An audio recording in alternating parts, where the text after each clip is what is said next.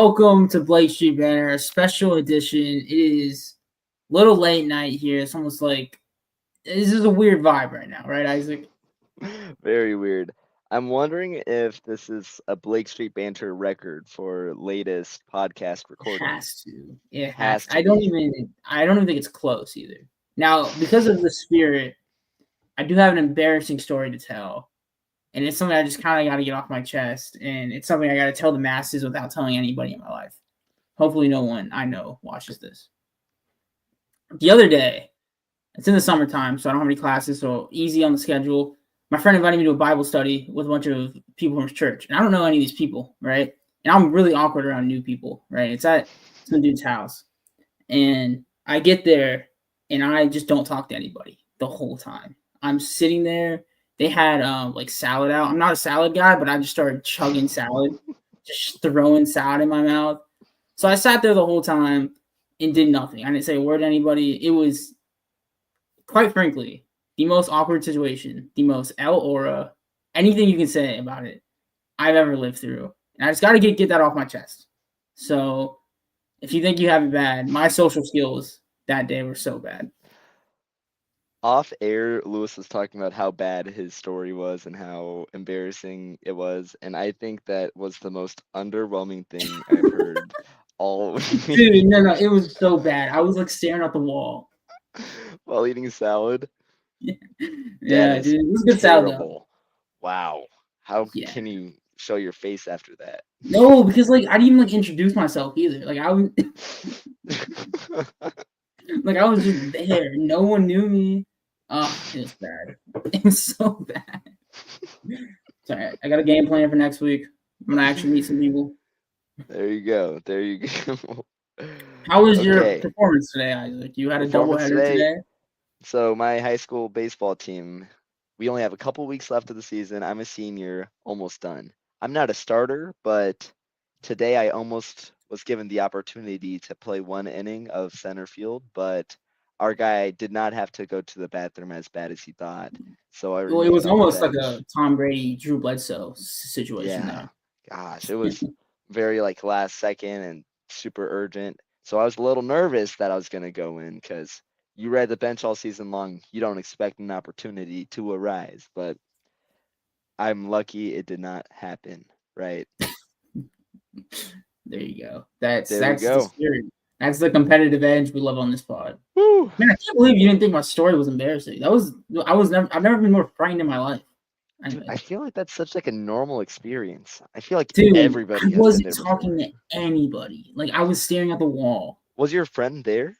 He wasn't helping me at all. He was doing Gosh. his own thing. He even said So after, like, "Oh, my bad," and I was like, "Yeah, man, it's all right." Let's get into some. We have a jam-packed pod here. We're gonna go a little bit through the minor league recaps this week, just to dabble in some of that, some transactions, and then the main meat and potatoes of the pod. It's gonna be the 2024 draft. We're gonna review every pick. How are they doing? How are they getting along? I really like it. When I was writing all this up, I realized this is not a bad draft class. This is coming together really well. But let's start with some transactions here. Austin Gomber's back. You know, I just realized real quick. I think I might wake up my parents doing this. just screaming about Austin Gomer. Actually, real quick. Can you lead real quick? Yeah. Okay. Austin Gomber, his first start back, I'm pretty sure he went 5 or 6 innings, pitched 1 earned run, really solid stuff. Really good to see him back. That was a really quick go, Yeah, Lewis. Okay. like Okay. Usain Bolt Usain Bolt, that's right. Um, up and down the good to hallway. have Austin Gomber back. Good to have that veteran presence from the Southpaw side. We're going to see him starting games for the rest of the season. Hopefully, no more injuries. Wish him all the luck to keep things safe. Ryan Feltner transferred to the 60-day IL. Back spasms, just couldn't figure anything out. Really sucks for our guy because I don't know about you, but he was my Rockies Cy Young pick for this season, going to the I thought you were preseason. good at like this like prediction thing. Dude, I'm. It was preseason. I was only good at predicting once I joined the podcast. So yeah. Ryan Feltner, I don't know if we'll see him for the rest of the season. If he's on the 60-day IL, going into July. But yeah, got any takes, any good words to say to Ryan as he Yeah, I mean, it's a big rehabs? week for the Ryans out there. I don't know if you saw that. So it sucks that Feltner, I think that came around the same day that whole Ryan thing happened. I like when you give the bad news here, but it definitely sucks. Back spasms. We've seen back issues with KB. Now it's Ryan Feltner. Hopefully he's back before the end of the year, but I mean, this has been kind of a disaster season for him, and he's got talent. He's one of those guys that if he goes out and pitches a whole season, he could be, like you said, like one of the better pitchers on this team. For sure, for sure. Um, do you want to lead the rest of the transactions, or should I Yeah, stick you with know it? what? Let's have you. It's after dark. Let's have you lead it, Isaac. Okay. We had Michael Toglia completed his AAA assignment after having a rough start, and I don't have the numbers with me, but he's hit multiple home runs. He's seeing the ball well. I think he had, was it 3 doubles today? I know he had 2 RBIs. I know he had an error that led to 2 runs, so it's kind of a Okay. feast or famine night for him. But yeah, he's been killing it so far. That I almost think they should do it with Doyle too. He's struggling. Send him back down, Yeah. get confidence back up in AAA, and that did. It's the second year in a row we just turn him off and we turn him back on, and he's back to working. Right. And we saw it with Jordan Beck at the beginning of the season. AAA assignments have been working for guys' confidence, and it's been showing on the field that they're doing much better after being in Albuquerque for a couple of days, a week or two maybe, but it's working well. Then Rockies signed 17-year-old Omar Munoz out of the Dominican Republic, if I'm not mistaken. We're gonna see him in the DSL. He'll be there for a couple seasons. Hopefully, build his repertoire up to be a good prospect soon to come. Rockies recalled Angel Chavilli, right-handed pitcher, saw some really good results last year for the Rockies. Changeup was one of the better pitches in all of Major League Baseball, one of the highest whiff rates on a single pitch in baseball too, which I think is really interesting. Good to hear him back. Do you have anything on Angel? No, I know that's one of your guys, and he's one of the most talented pitchers in the system. So it's gonna be fun watching him in Fresno. Mm-hmm. And speaking of fellow Angels, 100-mile-per-hour fastball Angel Jimenez is getting called up to Fresno, and we're probably going to be seeing a start here in the next couple of days. He's a pitcher who's going to be on top 30 list soon. He has as much arm talent as the next guy in the system. He's throwing the ball 100 miles per hour. Not many 20-year-olds are doing that. So super exciting stuff. Rockies DFA'd Keston Hira.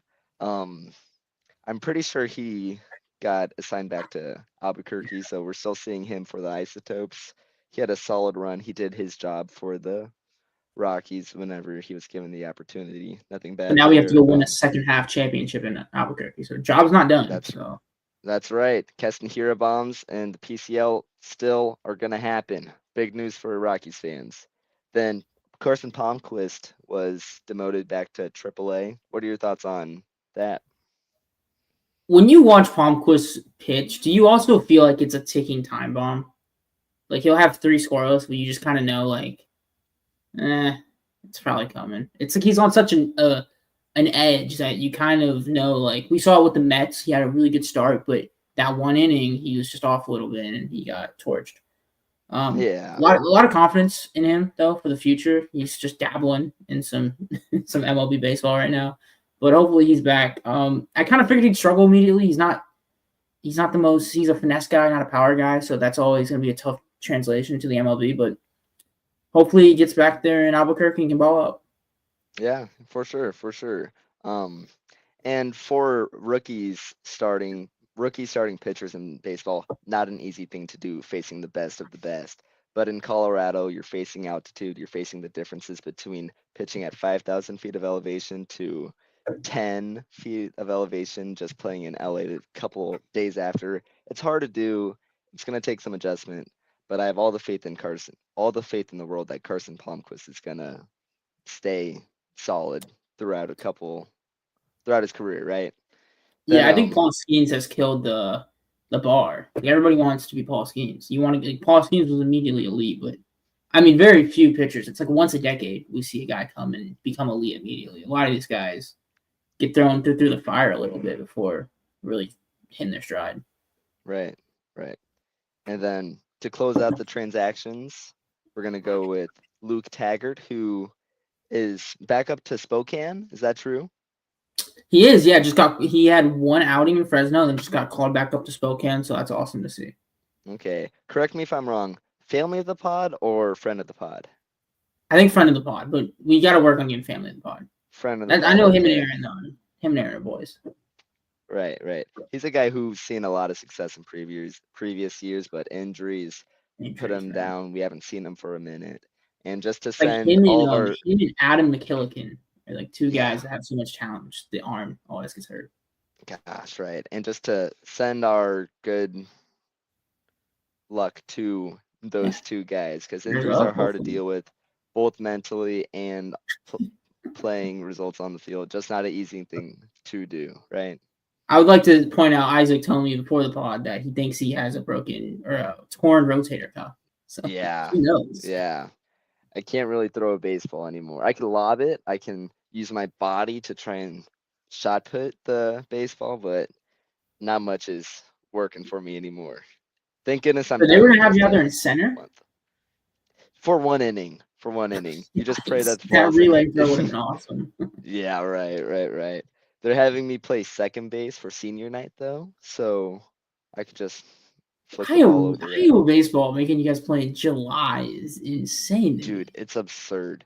The other game, it was like 95-degree weather. There was humidity. Sun was out. Not fun. I'll tell you. You guys playing cornfields, or is that just like my imagination? Today we did. I live in the city though, so we have like a nice. My school field has a nice little scenic. So, yeah. And then that's it for transactions this week. We had a lot. I carried it.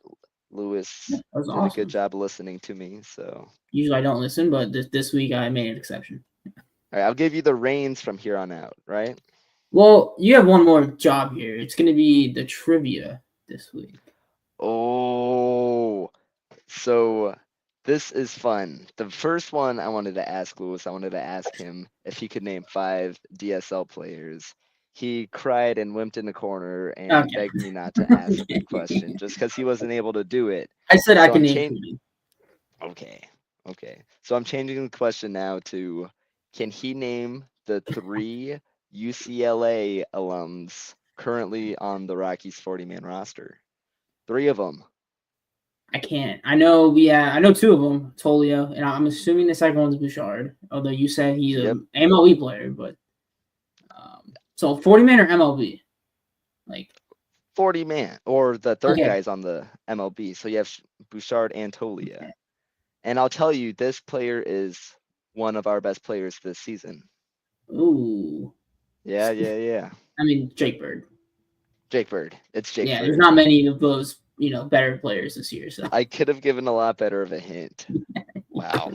That was I wasn't thinking about the Rockies.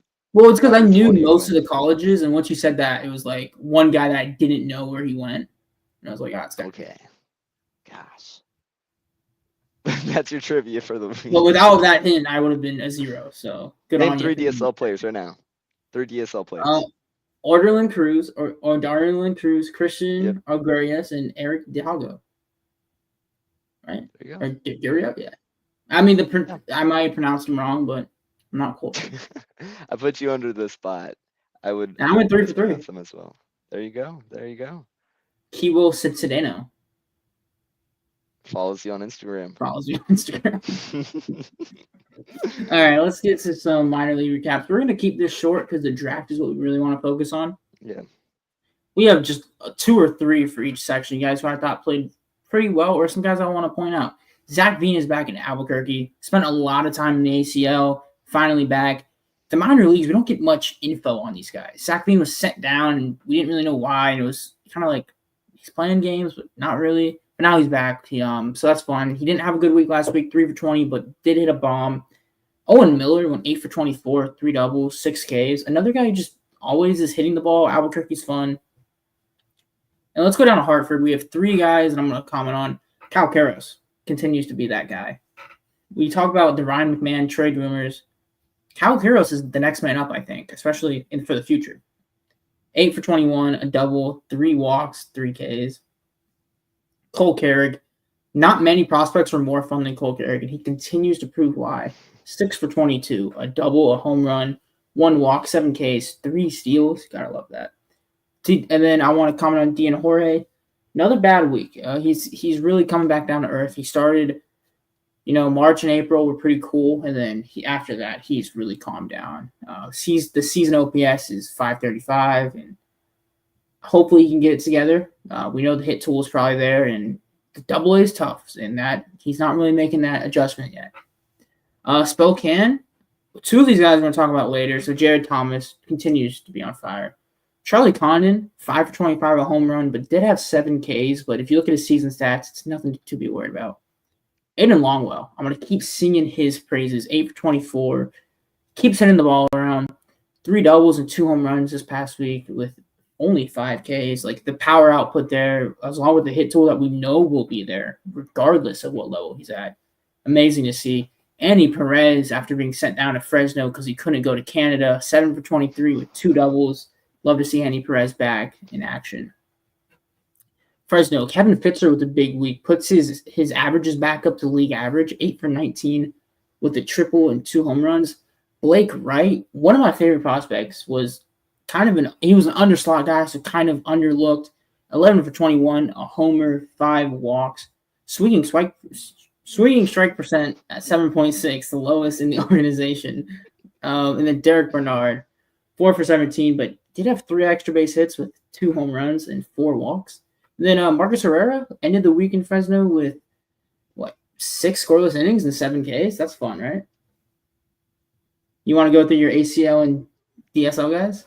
Yeah.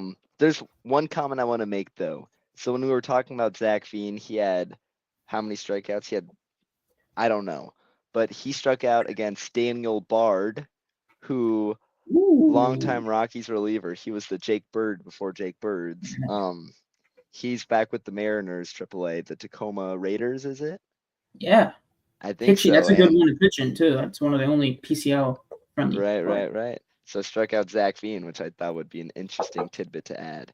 So for the ACL, Arizona Complex League, there's one reliever that I want to talk about, and that is Wilmis Paulino.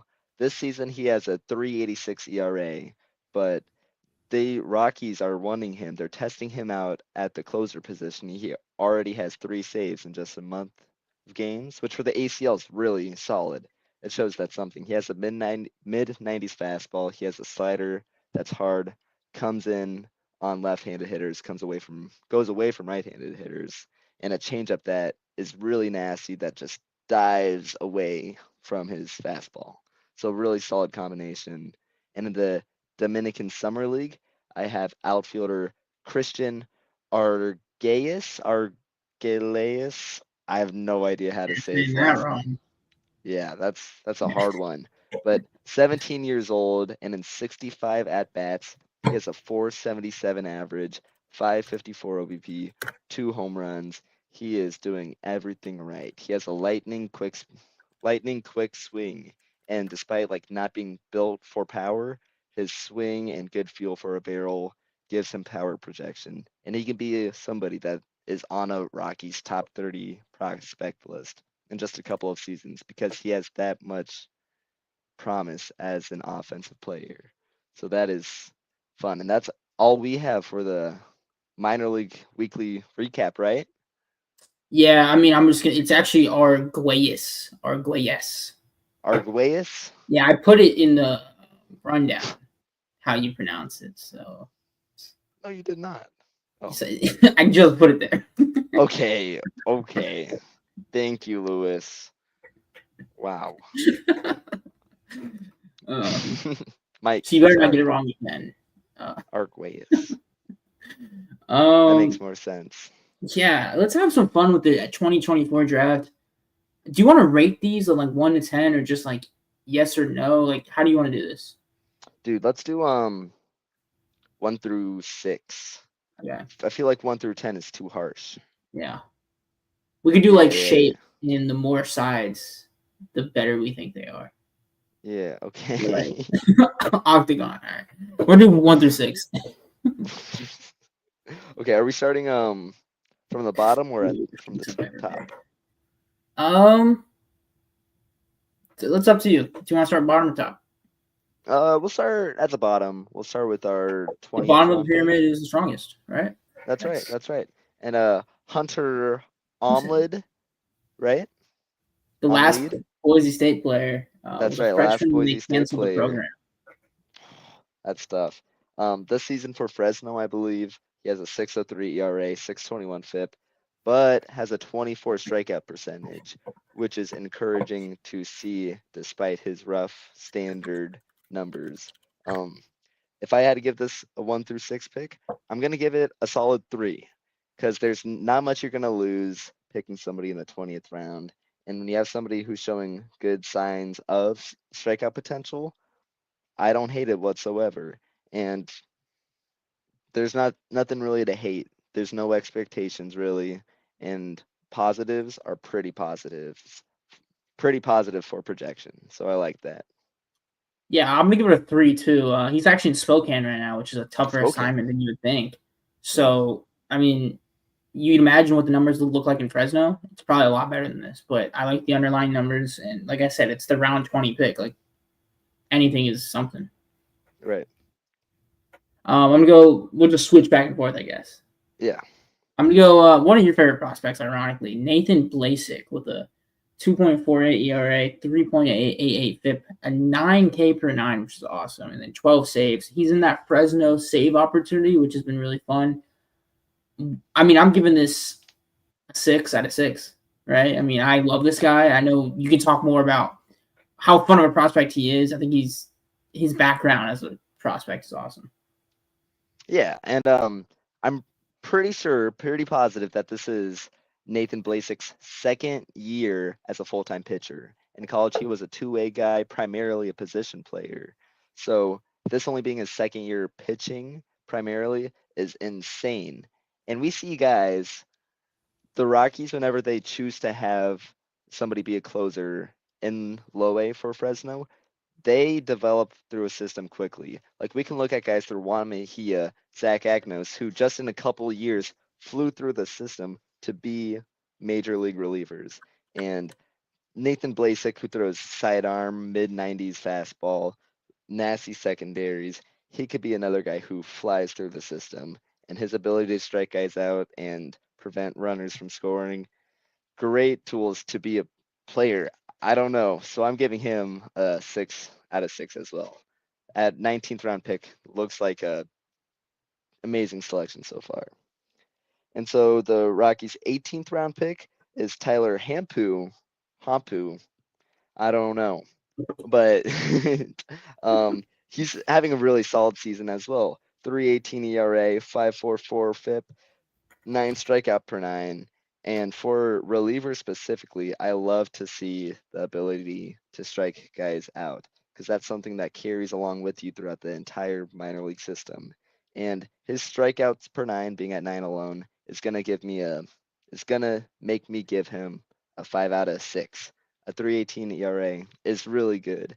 And again, those later round draft picks, not much expectations to do as well as Hampu and Blasek have been doing, right? Yeah, I mean, you nailed it. What did you rank it again? I gave it a 5 out of 6. Yeah, I'm gonna give it 4. I'm a little. I don't want to get. I don't want to be a little. I don't want to give out high scores to everybody, but no, he's been great. This is not baseball related, but he uses the blue heart to like things, which I think is an elite choice. So there's that on Instagram. Oh, yeah. Oh. So, That's 6 out of 6 decision. yeah. Good job, Tyler. Oh yeah, Nolan Clifford, the big blue dog from Creighton. Having a rough year down in Fresno. 184 average, 306 and 202 to round out that slash line. A 61 WRC plus. But this is kind of going to be like a depth piece for us in the system, and if we get something from it, it's fine. I'm going to give it a 2 out of 6. I'm not going to be too harsh though. I think a 1 is reserved for somebody who hasn't really played. And I think this is probably the expectation. Come in here, struggle for year one, and then second year, that offseason, you know what to work on. And Nolan Clifford could be that guy that could take a big jump next year. Yeah, and I agree. I'm also gonna be giving Nolan Clifford a 2 out of 6. Sorry, but Clifford, what his scouting report was before was that he's gonna make good contact. He's gonna work good at bats, and as his batted ball numbers aren't amazing, he still is walking at an exceptional rate. With a 306 on base compared to a 184 average, you're getting on base a lot more than just relying on hits. And if the Rockies see somebody like Aiden Longwell, for example, who of late had a more polished hit tool than Clifford does this year, they elevated his contact and his ability to work counts to become a great player, right? And Nolan Clifford, he could be a year or two away from putting up solid numbers in the minor leagues. So yeah, potential is still there. Really fun player, really fun projection. So I'm interested to see how the Rockies do with him. And then Kevin Fitzer, who you just named in the Fresno portion of this week's recap, he is starting to heat up again. He's been pretty average for the Fresno Grizzlies, 95 WRC plus, but with his just recent hot streak, I'm liking what I'm seeing. I'm gonna give this a 3 out of 6 for our guy Kevin. Yeah, I'm gonna have to agree. Middle of the road, 3 out of 6. That's pretty complimentary on how he's been going so far. Let's go. Pick 438, Luke Sterlin. I think this is the first pick that is actually of slot value. The last 5 were all under slot picks. Luke Sterlin, I think it was at Western Michigan University. This is one of my guys coming in. I love action players. 13.5 ERA so far, and then 7.5 K per 9. Struggling so far in the ACL, but I like the talent. With pitchers, I almost wonder if he's just in the lab down there in Arizona and he's not really pitching. We see that a lot with these guys where it's like they're kind of pitching ACL games, but really they're in there and whatever. Hopefully we have a high-tech pitching lab, and doing his work. So what do you think about Luke Sterlin? Right. Even like last week when we had Bryson Hammer on the podcast, he talked about how the Rockies do a good job at like identifying changes that a player might have. As in Bryson Hammer used to have a high arm slot out of college into having a lower arm slot. So with Luke Sterlin, Luke Sterlin, yeah, I am thinking that there is something that they want to identify, and I'm pretty sure he's been pitching for Fresno all season. Is that right? My bad. I think else. I think he's been in Fresno, so he's gonna have his things to work on. I'm gonna give him I'll give him a 2 out of 6. That's my grade right now. Did you give him a grade? I'm gonna give 2 out of 6. Yeah, he was up in April. He was called up, so yeah, he missed a month. Probably extended spring training. Was sitting down there and then was caught up a little later. Only 14 innings pitched. That's why I thought that. Just a small sample size too. Right. Remember, it's 1:40 for Lewis right now in Florida. He's a tired guy. It is 1:40 a.m. Yeah, it's pretty. This is a pretty awful idea. Right. Okay, my turn. Sam Girth, pick number 408. This is one of Lewis's favorite last names in the system. Not sure why, but he's struggled quite a bit this year. But it's important to talk about these types of players. Just 20 years old, drafted out of JUCO. Like the Rockies see arm talent there. I think he has a mid-90s fastball. I think his fastball is one of his stronger suits. Let's hope. Okay. Yeah. No. I will say something about Sam Girth. He was one of those guys that we're kind of bringing up the scouting report. There's not much on him. Like he was one of these guys that is a JUCO guy, and it's almost a moment where it's like, these guys in the offices, they know way more than us. Because this guy, we looked him up. It was tough to find anything on him. He hasn't played much this year. I don't think at all. Other than I think maybe some ACL. Yeah, down in the ACL. So this is a complete wild card. Like, I mean, maybe we could see something really good in this guy. We're just kind of holding it back. Still 20 years old. Went the JUCO route, like I said. I don't really know what else to comment on it other than just kind of a wild card. Yeah. So I think a 2 out of 6 is a fair. I'm going to go 3 out of 6. Yeah, I really like the JUCO route, and I kind of think like the Rockies have to see something in this guy, right? Like this isn't. I mean, they also went over slot. This was a 300K guy when the slot was 150K. They went double the slot. There's something in this guy. I can promise you that they see something. Okay. Is it your turn with pick 378? Justin Lauer. Yeah, you can't go wrong with LSU pitchers, and here we are. We're drafting one. We drafted 2 in this draft. We'll get to the other one later. 4.38 ERA, 4.07 FIP, and 7.5 K per 9, all in Fresno. We see a lot of these relievers in Fresno, and I'm really liking what we have here. And Lauer's another one. We'll get to his college roommate here soon in Eloa. Just SEC arm. It's translating well. I like it. Like it was a safe draft pick at the time, and we're kind of seeing that. Yeah, and I agree. I really like that he's keeping his walks down. He's not giving up many hits. He's not striking out as many guys as I'd be hoping for at the low A level, but his ability to maintain the other types of things he can control as a pitcher is really solid, and I think he's performing just fine. And so for that, I'm going to give him a 4 out of 6. Justin Lauer. There you go. Whew. And then at pick 348, who just had a really solid outing today for Fresno, Everett Catlett. Big, I think he's 6'6" or maybe 6'5", but from the left-handed side, southpaw, 4.25 ERA, 3.16 FIP, 9.7 strikeouts per 9. Today he struck out 7 across 7 innings pitched. He is a dominant, strong force, and just fun when you have a guy with that kind of size from the southpaw side of the mound. It is just intriguing, and the numbers are just telling us that those intriguing visuals are also performing well on paper, and I think he's somebody who could fly through the system rather quickly, just because he has the brute force of a pitcher rather than the finesse that a lot of guys have to have in professional baseball. Yeah, I mean he's So a fun one in Fresno. Right. Like you said, tall lefty. You sold me already on that. I'm giving him a 5.5. Oh, we're going decimals here. Only for Everett Catlett. Yeah, so it's an elite name too. One of one name. There's not another Everett Catlett out there. No shot. Let's go to Alan Espinal, SEC catcher from Vanderbilt. I think there's going to be a story here with Espinal. This is an SEC catcher, so you kind of know what you're getting behind the plate. You're getting a guy he's not going to have to switch positions, at least now in his career. He struggled against right-handed pitching to the point where it's made his overall slash line. You need to have a story behind that. And the story is he struggles against righties. And it's so bad that if you take that away, he's probably a league average hitter. He just only hit the lefties. But that's going to happen.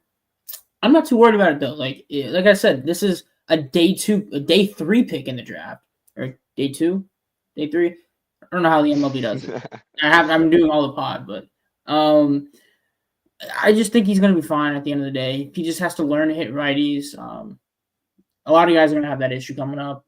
I think behind the plate, he's talented, so you have that to work on, that base. Just hit righties. Yeah, and Alan Espinal, there has been nothing bad said about him. Like, pitchers love pitching to him. It was really neat seeing after he got selected how much support he got from not only guys at Vanderbilt, from other teams that Vanderbilt has played, and other guys in professional baseball at that point. He is just a really liked person. He's got the catching thing down to a T. Right. He's super fun guy to support, and he's a guy that you just want to have in your system. I'm giving him a 3 out of 6. I'm gonna give him 2 out of 6, just because the hitting slash line is still super wobbly and shows a lot of problems. Yeah. Then next we got Fisher Jameson, which I don't know if he's one of your guys. I know Aaron loves this guy. Yeah, Aaron, that's what I was thinking. But he's been doing a really solid job. I think he's coming out of the. Is he starting?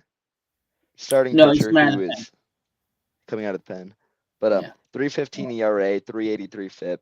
He's striking out 8 per 9, walking just 2 per 9. Controlling what he can control really well, getting solid strikeout numbers. Really, so when I think of like a solid pitcher, Fisher Jameson, a mold of Fisher Jameson comes into my mind, and that solidity as a reliever is awesome. I'm giving it a 4 out of 6. Yeah, he started 4 games. He's like the long reliever in Fresno. Yeah, okay. So he already has 54 innings pitched. I mean, I like Jameson. He's a fun watch, and he's eating innings. And we have this guy who can go 4+ innings out of the pen, and you can start him in a pinch. I really like when you have that 2-sided thing. You're not limited to just the bullpen, so that's pretty fun. If he goes up to Spokane, he can start a couple starts, and it's just a good option to have. For sure. Yeah, I'm gonna go 3 out of 6 on that one. Okay. And then you And I'm got gonna go 258.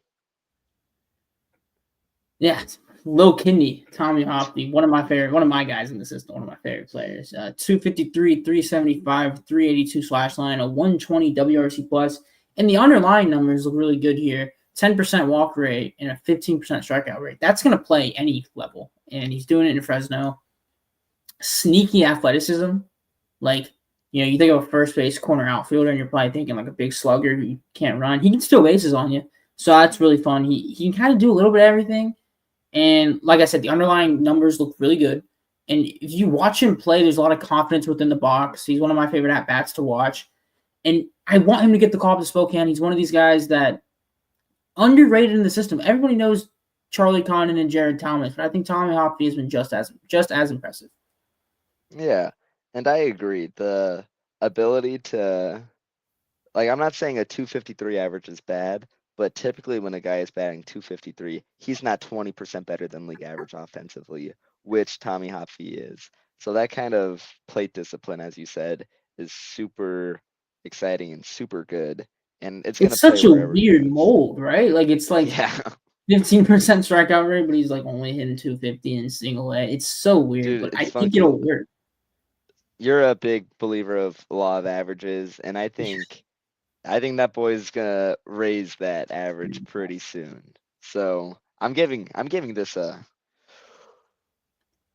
a 5 out of 6. I'm I'm feeling gonna give it frisky 5 too. for yeah, yeah. He also rocks like a really cool mustache. So I mean, everything about this guy is awesome. Right. Okay, this is another guy, Luke Jewett, who we picked at 228 overall. Is he starting or is he out of? He's starting, or is Yeah, he out of the pen? let me check. Okay, this is I remember think it he's is a starting.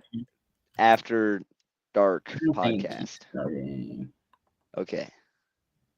Oh no, he's not starting. Yeah. Not starting, but he has a It was sub weird three because he was ERA. drafted, and I assumed he would start. Like during the draft, I was like, "Oh, this guy's gonna start in Fresno next year," and he But he's hasn't. not. So it's a little Okay, odd. but yeah, sub 3 ERA. He has a 4.12 FIP, 47% ground ball rate. He's throwing strikes. He's getting weaker contact. He's not giving up runs. There's a worry though. He's not striking out many batters, and especially again at the low A level in Fresno, the ability to strike people out is essential to gauge future projection, and we're just not seeing that quite yet with um, Luke Jewett. But the ability to get these outs is still exciting. His FIP, which is fielding independent pitching, gives us a good idea of if he's getting hit hard, if he's giving up home runs, if he's walking a lot of guys, and he's not. So I'm not concerned too much. I'm giving it a 2.5 out of 6. I'm breaking the rules again. I'm sorry. I like it. I'm gonna go. I'm gonna give 3 out of 10. I'm going in the middle there for Luke Jewett. Fidel Uloa, pick 198.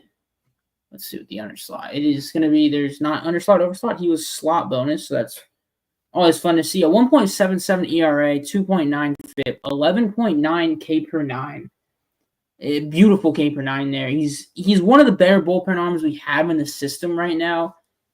LSU guy, you can't go wrong with these arms. He was a guy in college who didn't blow the world up, especially you think of like, you think of a guy who's picked in the 7th round as a bullpen guy, and you're probably thinking this guy was dominant, but his ERA was in the 5s. He wasn't putting it all together in college, but the Rockies saw something, and there is legit stuff here with Uloa. I love the fastball. I can play, and the underlying numbers look great. And 12K per nine, I mean, it doesn't matter what the underlying numbers look like. Like, that's dominant no matter what. Yeah.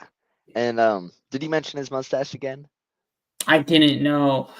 Shame on me. When we're talking about mustaches in baseball, Fidel Uwua, I hate it. Hate that I can't pronounce his last name. That's what I hate. I don't hate your last name, Fidel, but 7 out of 6 mustache. Do you like the first name? Huh? Do you like his first name? I like your first name, Fidel. Very fun first name. I could say it all day long. Very cool. Yeah. Also, he has like a really cool like background. Like his dad's a painter, and then his mom, I think, works at like a winery, which is just like the coolest combination ever. And then you get a baseball player. Like that's awesome. With an awesome mustache. With an awesome mustache and an awesome name. Yeah. What an awesome guy. And also, I will say, everybody raves about this guy being just like a great guy. Like LSU loved him, all the fans loved him, and he comes here and we love him. So there you go. There we go. And then I got Connor Eaton, who again, left-handed pitcher, if I'm not mistaken. He started 14 games so far for Fresno. He's striking out over a batter per 9 innings. Striking out 9 batters per 9 innings. Yeah, got it. You got it. Okay, sorry. Yeah, he's getting really good results. He's striking out, over a batter an inning, and that is really good from a starter who started 14 games. 3.91 ERA, 4.92 FIP. Walks are an issue. Just not finding it there. But again, if you're a left-handed pitcher, you're already striking guys out. Once you hone in your command just a little bit more, I believe you're going to see your strikeouts go up, your walks go down, and that's a lot more of a solid pitcher. 4 out of 6. Yeah, I mean, I agree. We've seen starts in Spokane where this guy has put it together on single games, and it's been amazing. And we have the opposite too, where starts where he doesn't put it together, and we see some bad starts. But when he's on. He's a really fun watch, and I mean, he's already in Spokane, so we'll see where he ends at the end of the year. But it could be Hartford. Yeah, could be. One of my favorite players. We're getting to the meat and potatoes of this draft class, and where I think we're going to make a lot of MLB players. LeBaron Johnson, 3.67 ERA, 4.55 FIP, 9K per nines. One of the few call-ups this season. Got the call-up from Fresno to Spokane. A fun watch. Can spin the ball like crazy. I don't want to harp on it too much because I've talked about this guy like almost every pod. It's almost been a minute.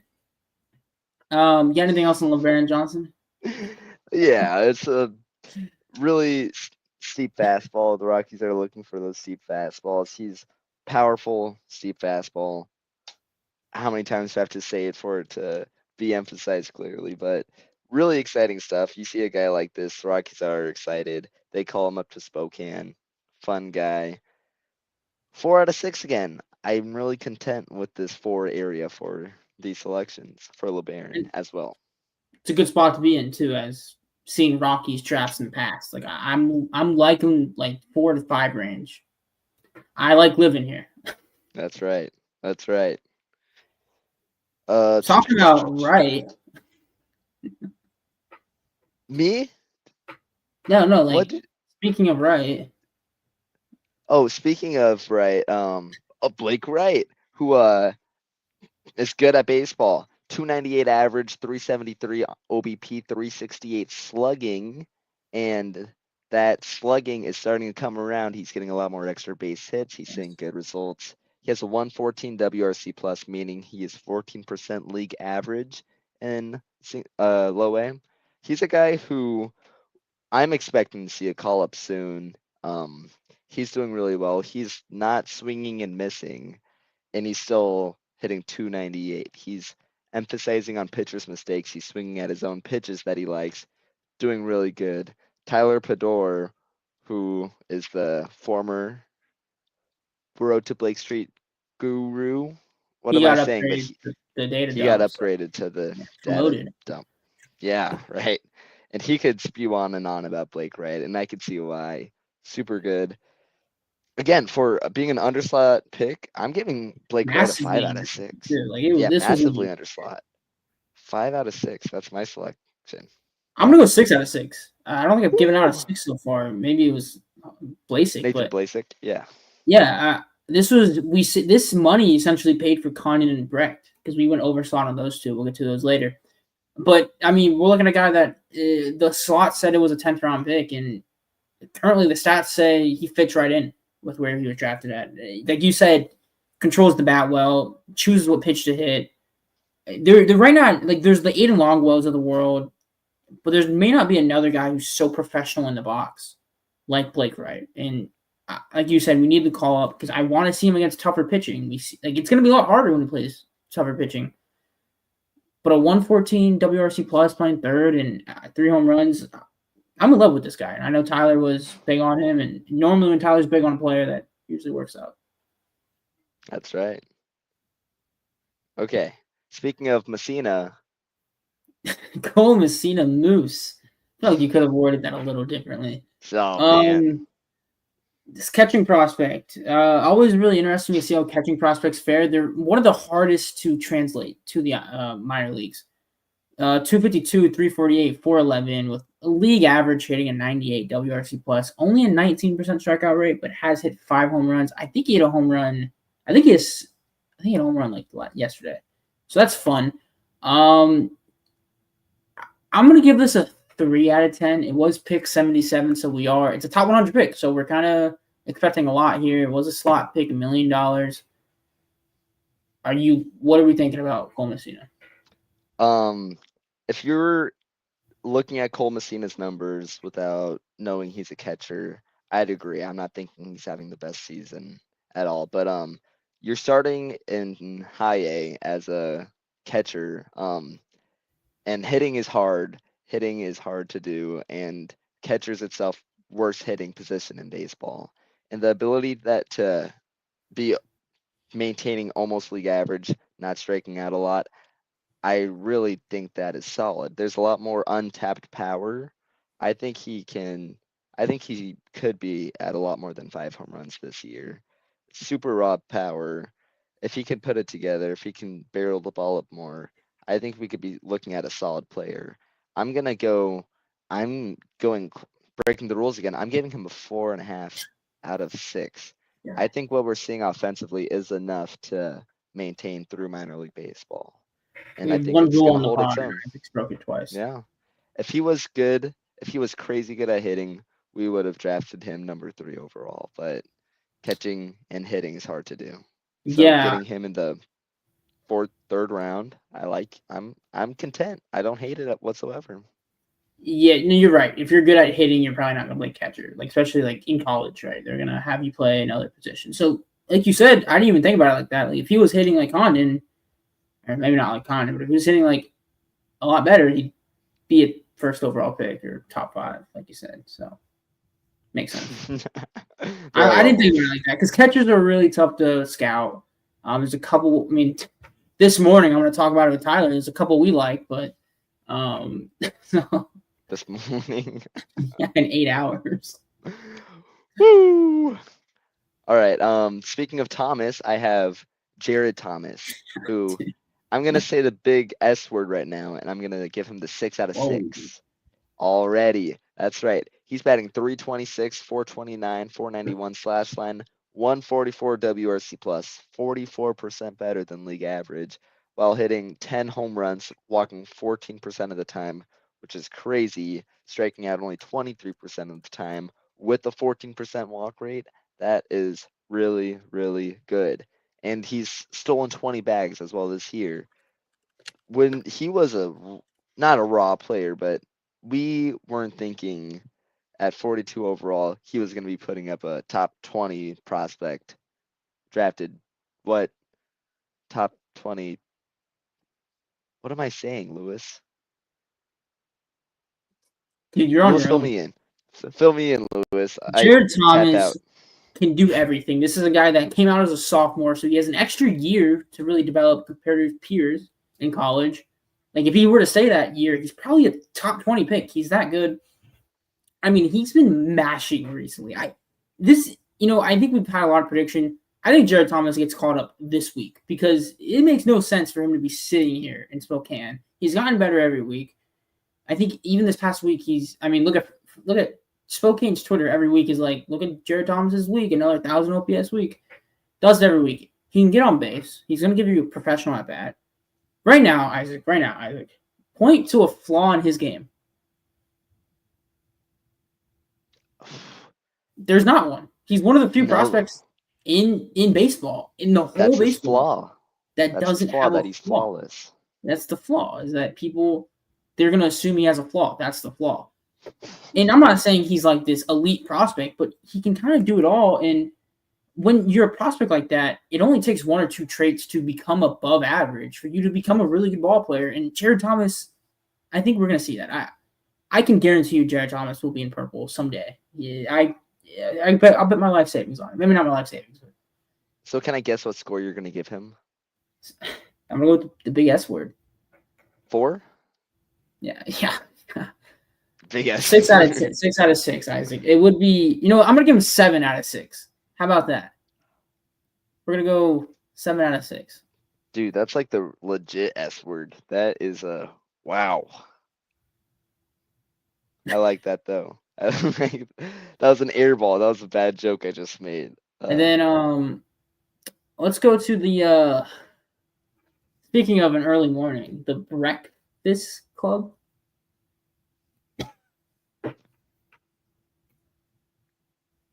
I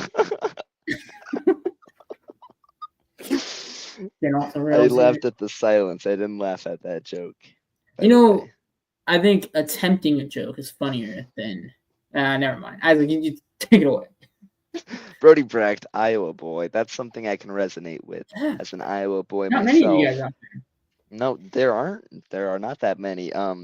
Brody Brecht was probably a top 3 most exciting pitcher in the entire draft. So when he fell to number 38 by the Rockies, we were all ecstatic. He has a fastball that can go up to 104 miles per hour. He has a devastating slider / curveball, a slurve, if you may. Just nobody could hit it in collegiate baseball. And then had a changeup or splitter, one of the two that could be used as a third pitch. But we could probably see why now he's fallen so far. He struggled quite a bit with walks. And then an injury that's happened in May that has made him miss 35 games. So, but the positivity of that, he's striking out 16 guys per 9, and that is epic to see. Brody Brecht is a dog, and he was a 6 out of 6 in the draft. He's still a 6 out of 6 prospect. I think he is as electric as anybody else the Rockies have ever had as a pitching prospect. I must say, the over 0.5 comments this pod just hit the over. So cash in the slips, guys. Late night MLB talk. You are the man, Jack. Jack, you are the man. We were like before the pod, we were like, no one's gonna comment on this, no one's gonna watch. And I was like, we gotta get one. And so Jack, you are the one. That's awesome. Brody Brecht, he was on the 7-day IL, which was 35 games. I think it was early May he was put on there. He has to be back soon, right? Like, there'd be a reason he wasn't put on the 60-day. I'm going to just hope. Maybe I'll text Tim Slack about it, and we'll see if we get insider information on that. But, I mean, elite stuff. Great kid, too. Call him, like, he's just, everybody loves him. He's clearly down-to-earth guy that has his priorities right. Let's go to Charlie Condon. I'm not even going to try to make a pun for this one because 324 average, 436, and a 441 round out that slash line. Only a 14% walk. I mean, only a 21% strikeout rate to a 14% walk rate. He had 7 Ks this past week, so that 21% walk rate still looking great, even after a bad week. He's been a singles merchant. I called him that, but that's fine. High average is fine. He's hitting a couple home runs. I don't really know what else to say about Charlie Condon. We kind of know what comes with Condon. It's going to be this guy who's going to be able to hit the ball. You can dream on 40 home run power in the MLB. We all know this guy on report with Condon. Yeah, and he's not hitting as many home runs as we were all hoping. Like, my dream was he would have had like 39 home runs by now and been in the MLB and had 10 home runs just a week later. Is that what you dream about at night? That I've had this. It's a reoccurring dream, Lewis. But his ability to draw walks and have such good at bats, I wasn't expecting it, and I think that might be one of the most pleasant surprises to the Rockies minor league farm system this year. If he can just improve his, or like keep this kind of plate discipline and combine it with his power, that's a Major League Baseball player. If we look at Jack Caglione, who just got called up to the Royals a week or two back, he wasn't showing this much promise with his discipline. And to be in the MLB, you need to be. He was also hitting 120 miles per hour every night. So.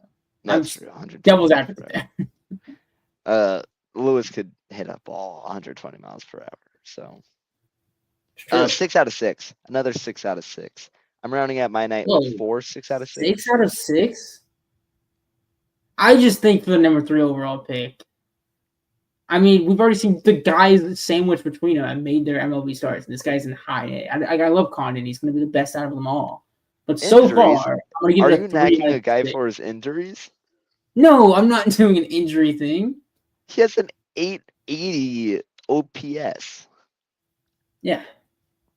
What do you want him to You're right. have? It might be okay. You're right. Yeah, you're right. It might be just the situation. Maybe I'm a little emotional because everybody else is making their starts. He's better than Travis Pisano, though. So there's that.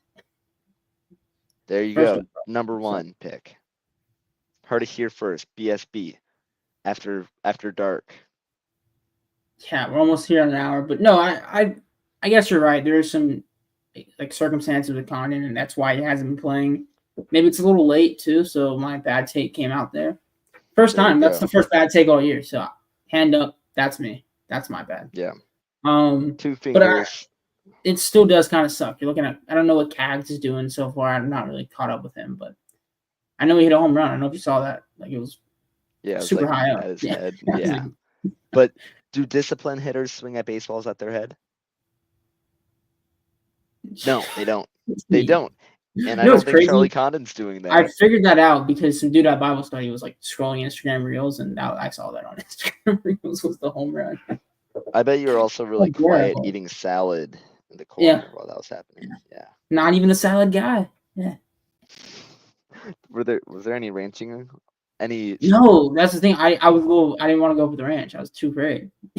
You should have started talking about how you're about to do a After Dark podcast with Coach. Maybe I'll show them the clip of me being like, "Oh, it was so embarrassing," and it can like be like a good little warming up, Dude, I'm so bad with like meeting new people. It's so awkward. Our very first time interacting with each other, Lewis maybe said 2 words, 3 words, and like a 2-hour-long podcast. Wait, that's a lie. I was gonna say you were behind the scenes. You worked. Hey, I was the one saying 2 words per podcast. And that's the podcast. Imagine IRL, Lewis. I can't hide behind a screen in real life. Okay, you're saying IRL. I think we can get a good idea how you are in person, right? That's true. I've done enough of these where it's just kind of like the same. Gosh, it's like Bash on Lewis podcast. Where no, it is. Bash on 2 a.m. Let's get it all out so I can go to sleep on it. Okay. Is there anything else we gotta? Maybe I can have like the 2 a.m. thoughts where it's like I gotta go to the gym right now and I gotta get my life together. Lewis, I feel like if you do 10 push-ups on screen right now, that's gonna get you. It's gonna give us 10 likes on this live. I'll do 20 push-ups next pod if this gets 10 likes. If this gets 10 likes, you'll do 20 push-ups on the pod. 30 push-ups. 30 push-ups. Yeah. Are you gonna take any breaks in between? Maybe after 20. Nope. You Okay, won't. no breaks. You That's won't. fine.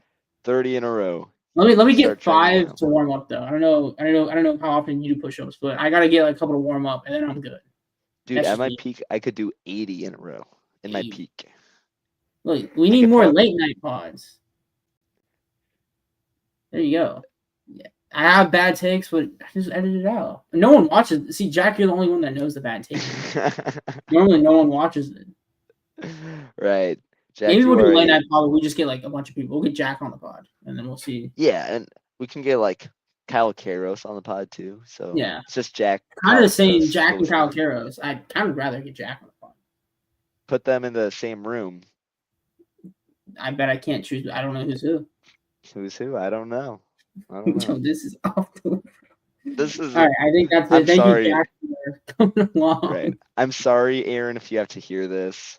Aaron, this is all Lewis's idea. I don't didn't think want this to is do it. as bad as like the second one we did, where I said I made that one comment. About our guy LeBaron. Yeah. Then